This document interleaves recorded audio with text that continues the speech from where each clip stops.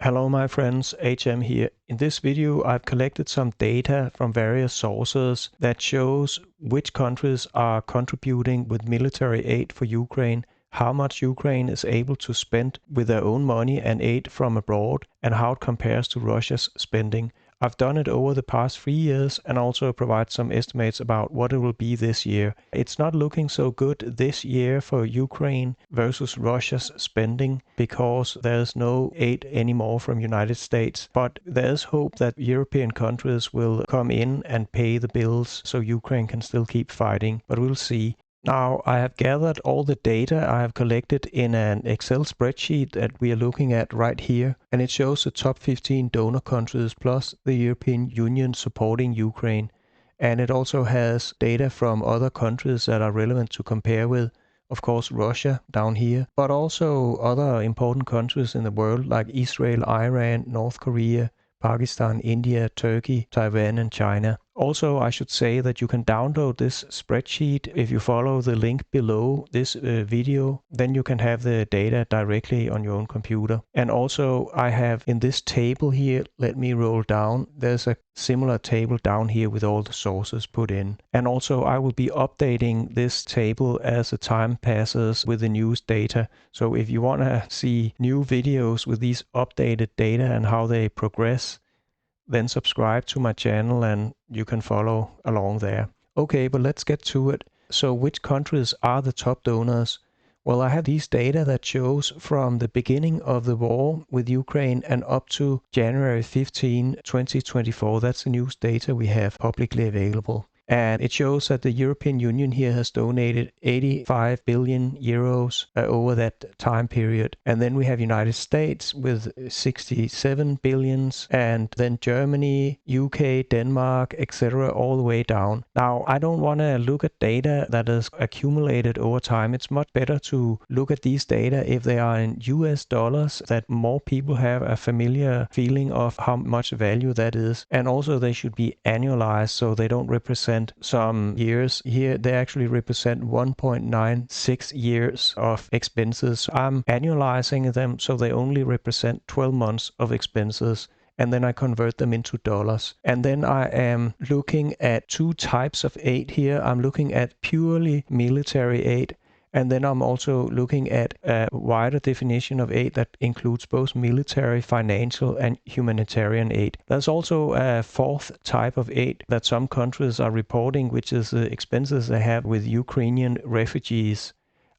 I don't want to go into that in this video, also because we are having a situation where every country actually lack people. So getting Ukrainian refugees, that will just boost the population, and over time it will be a net benefit. Especially the kind of refugees that comes from Ukraine. It's young people, it's children, it's women. Any country would love to have that kind of refugees to boost their populations, because the fact is, the more wealthy the nations are, the less children are born by women in these countries, and that means that the populations will be declining, which is of course not great. But that's not what my video is about. I'm just saying why I don't think that's very important. If some countries like Germany and Poland that has paid a lot in that terms of expenses for refugees, well, they will have a lot of benefit if these refugees stays, and many of them will. Well, that will just benefit their economy. So it's a net benefit for them for sure. Anyway, so military expenses is what I really want to focus on in this video, and that's why I'm spending more time on them in this table. Here we can see that those countries that have spent a lot on military aid is United States, 23 billion US dollars annualized, and Germany is second with $10 billion, and then the UK with $5 billion annualized, and then Denmark here with almost $5 billion as well. That's remarkable. Denmark, that's my own country, that's where I'm from. We only 5 million people here. UK is like 60 million people, and Germany is 85 million people. And Denmark is paying almost as much as the UK. That is like 12 times more people than us. So we pay quite a lot. And now going forward, the United States pays zero. That's for all of 2024. Nothing will come from United States. And if Trump gets elected, you can be sure that nothing will come ever from the United States to Ukraine. So Denmark is today the third most important military contributor to Ukraine. It's very important, our aid. And Norway is also after Denmark at $2 billion, and then it just drops down.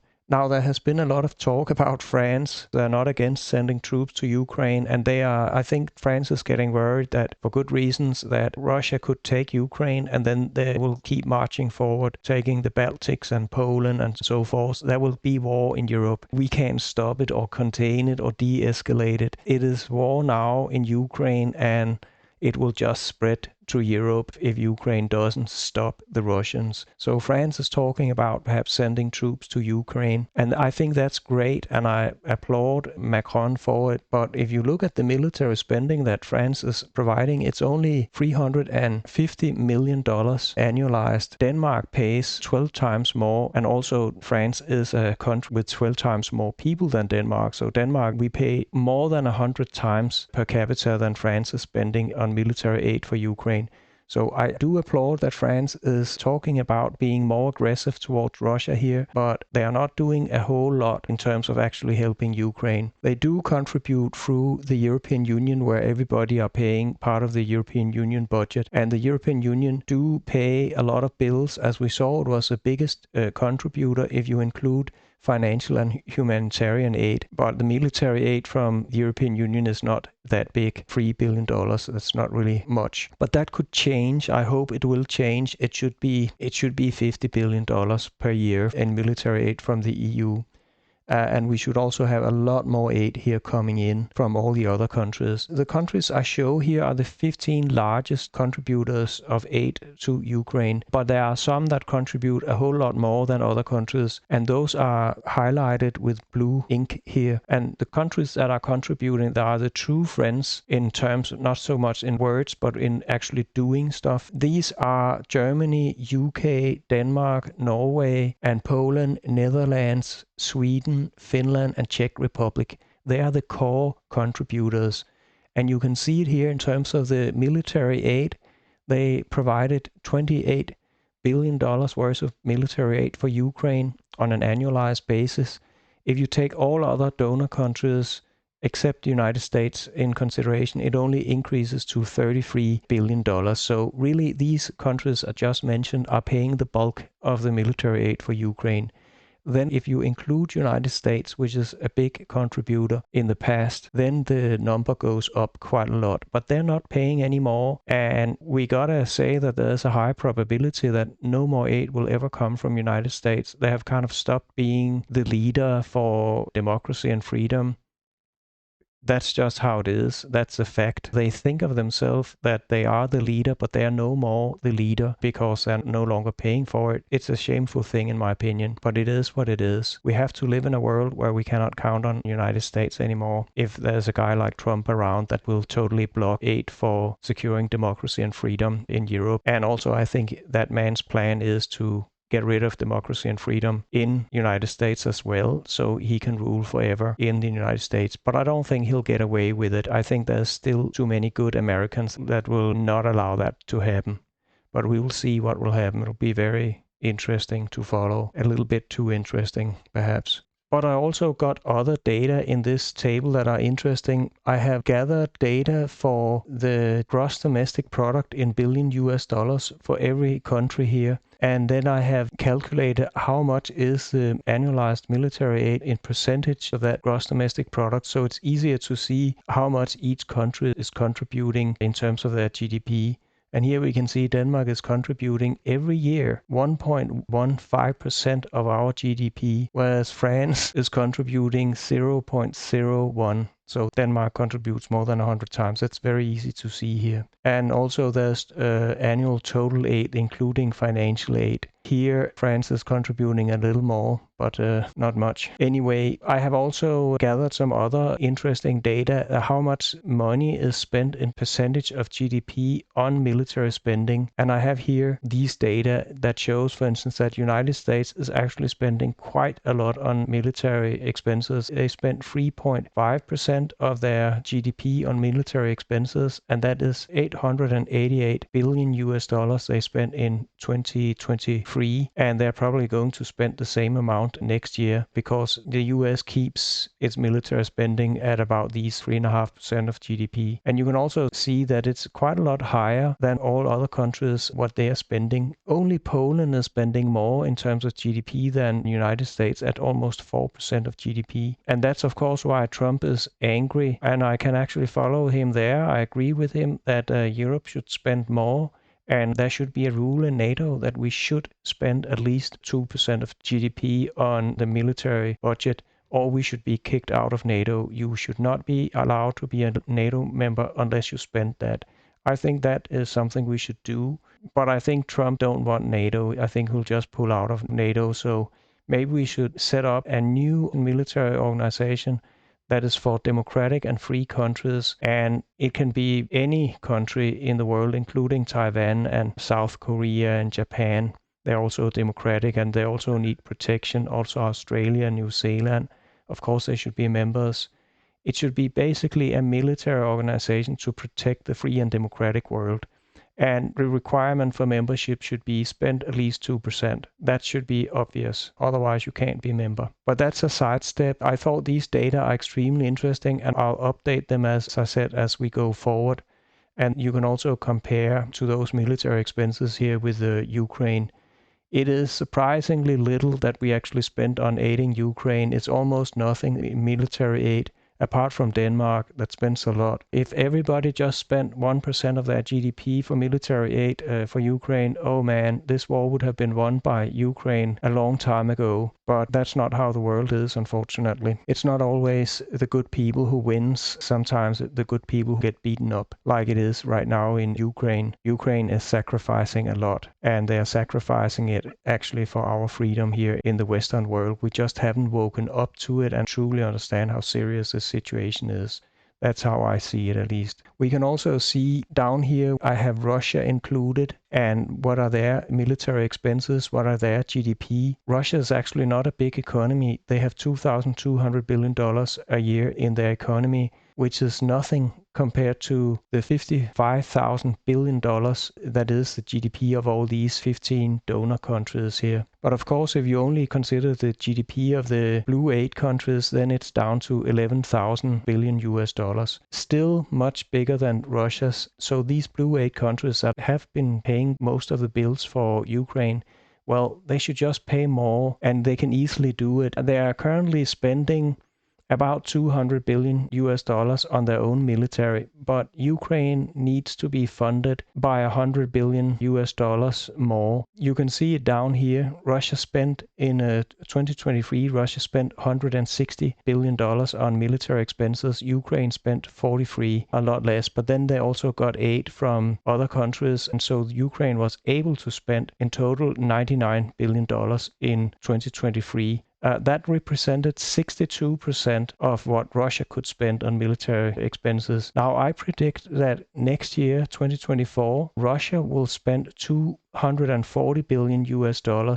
That compares to 11% of their GDP, up from 7.1% of their GDP. Russia can do that, and Putin is hell-bent on winning this war over Ukraine and keep expanding Russia, so he will do it. And that's why I estimate they will spend $240 billion US.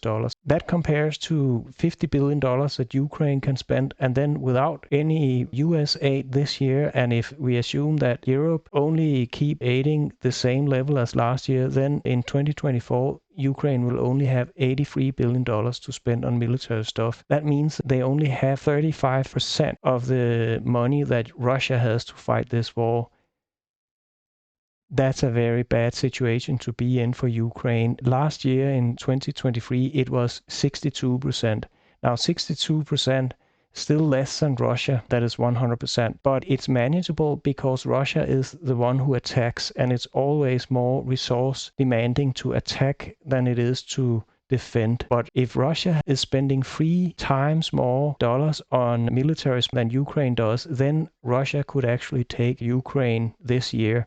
Also, a lot of YouTubers have said, well, Russia's only advancing like 5 kilometers every half year or something. That's not how a military war progresses. It seems that it's in a stalemate at first, but then there's this ketchup effect where the whole thing breaks down and then they just roll in. That's how every war ends, with a complete breakdown of defenses and then they're overrun. So it can develop very badly for Ukraine if they don't get more aid very soon. The way I see it, Ukraine needs $100 billion more in aid this year in order to keep fighting. Now, $100 billion extra for Ukraine this year can seem like a lot of money, but really it's not a lot of money. Not even if only the blue 8 countries here are going to pay, because they have $11,000 billion annually on their GDP. So just having $100 billion extra for Ukraine is something they can easily do. And also I have some other things that would help to fund this stuff here. Let's take a look at that. This is simply, I asked Perplexity, which is an AI large language model. That's pretty good because it's up to date. But I just asked how much Russian wealth has been frozen because of the Ukraine war. And it's $300 billion of Russian state money that has been frozen. In addition to that, we could also confiscate Russian ownership of companies in the West. Gazprom owns lots of companies. Russia has done that to Denmark and other countries. We had tens of billions of dollars, my country, invested in Russia, and these assets are confiscated by Russia. They haven't legally confiscated it. They got death threats and so forth if they wouldn't sell it for $1 to Russia. When you shut down production in these companies that we owned, for instance, Carlsberg had a big brewing business that is global and that had a huge business in Russia. That was confiscated by Russia. And we also have other companies. They have all been confiscated. So we should do the same to Russia, obviously. What idiots are we if we don't do it? In fact, we haven't done it. We need to confiscate Russia's money. There's not going to be any peace with Russia. It's going to be war from now on with Russia. We can hope that it won't be nuclear war, but as long as we don't enter Russia's territory and conquer their land, and we have no interest in that, then I don't think Russia will ever use nuclear weapons. But we have the money to kick Russia back with conventional weapons, but we should start getting nuclear weapons. Every democratic country should start having that, because that's the ultimate weapon that can prevent and deter war from ever happening and any attack on us from ever happening. That's the best weapon we can imagine. It has kept peace during all of the Cold War. This nuclear deterrence worked so well, and it will work well in the future. We just need more countries to have nuclear weapons so they can all become too poisonous to ever consider invading. But anyway, so we can take the money from Russia itself. They can fund the war. That would be great. There's also another possibility, and that is, just to give you an example about how rich this world is, Norway, a country of, I think there are 4.5 million people, maybe 5, same as Denmark, a little smaller. They have this pension fund that was oil revenue and gas revenue that they have saved up because they can't simply use all the money they make from it. And right now they have this pension fund. It's $1,550 billion. You know, the interest alone on all that money could pay Ukraine so they could win over Russia. They get more than 100 billion in interest from gains from stock holdings and bond holdings. So we have a lot of money here in the West. And frankly, I also think my own country, Denmark, should just shock everybody. We should take a loan for $20 billion. That would be 5% of our GDP. Denmark, we are right here. We have $400 billion in GDP. So $20 billion would be 5% of our GDP. And Norway could do the same thing. They could easily pay it. And I think that there will be the will eventually here in Europe to fund Ukraine with what they need to prevail in this war. But that's the end of the video. I only wish you a great life in freedom and democracy. Goodbye.